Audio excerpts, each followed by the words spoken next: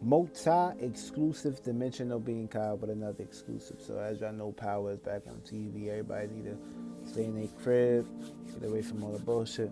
I'm about to do a little quick rundown as far as what happened in Power episode 101, The Strangers. So of course, Strangers.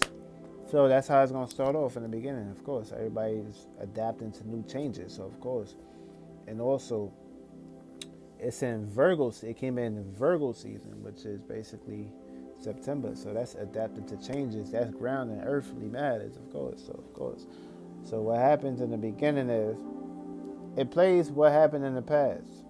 The circumstance situations with Tariq, Raina, and all the shit that took place. So of course, when it starts off, it shows Tasha in jail. So of course, they're working on getting her out of jail. Now, pretty much Tyreek's his first day is of school is ready. So of course he getting prepared and shit, getting unique, getting freshed up. So of course he had to go to the court first to check on his mom before he go to school. Then also he had an interview too. So you gotta make sure. So pretty much Tyreek is taking the role of Ghost, doing all of the runarounds, and basically he gotta go to school in order for him to get this big ass bag, especially the money that his father left for him just in case something does happen for him and his family. But Tasha was not getting none of that shit because they had filed a divorce and it wasn't resonating. So of course, um, what took shape and form was the simple fact that Tyreek, he had to go to court. His little sister and his grandmother, that's pretty much the only people that's in action, that's in power. That's all they got as far as their moms being in jail, but she can't really do nothing, but just have communication whenever she get time. So of course, what happens in the court? They was working on getting her a plea deal instead of her going to jail or getting locked up. See, so pretty much when that took shape and form, they ain't really had no shit on her, so they had to like pretty much put it on hold and just keep her around. But when they came out with that plea deal, everything was all good. Feel me? She could have got it out of motherfucking jail right then and there. But she was being a little too hard headed and stubborn and shit. But of course, she left her son Tyreek. She gonna protect her son at all costs. She don't want that nigga getting locked up.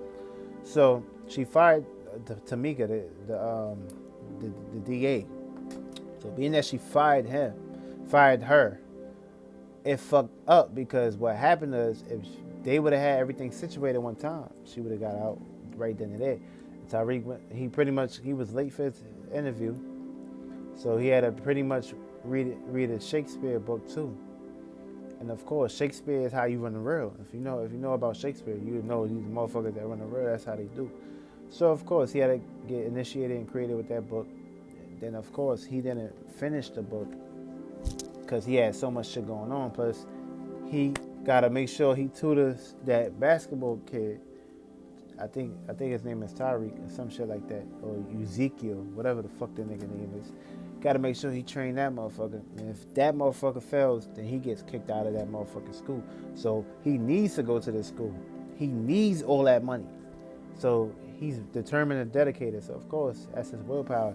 So of course they're gonna feel a little fishy because they see that his mother's supposedly murdered his father, which wasn't true. That's just what the story is being pushed out.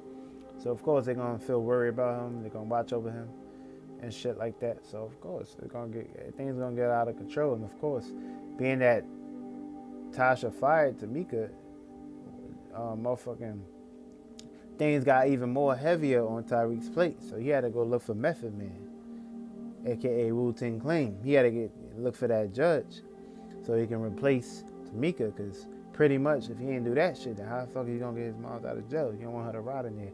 So pretty much, he got him, and of course, his asking price is $500K, and this guy is a good lawyer. So basically, what had happened was he had to go get that bag from that stripper, and being that they not working things out because that shit was the daycare was shut down, closed down. So pretty much he ain't really had no choice but to go to her. And pretty much he had a good memory as staying in touch with that girl. So she got him the money, got him that bag a little by little. And of course, the girl that set him up, that he was going to school with, that was supposedly his girl. Pretty much what had happened was he motherfucking went to go to her, took some drugs from her, and she tried to play him off by saying, "You ain't gonna pay for this shit. Oh, I paid enough. You did enough." So of course, also he met some girl at school called Laura, and of course he met another girl, Danielle. So of course it's gonna be a little mix and mingle. Things might get a little too crazy and shit. Because the next episode is gonna be some shit gonna get downright and dirty. Feel me? And of course, Tariq becomes a motherfucking target in that next episode. So it's gonna be very interesting how it play out.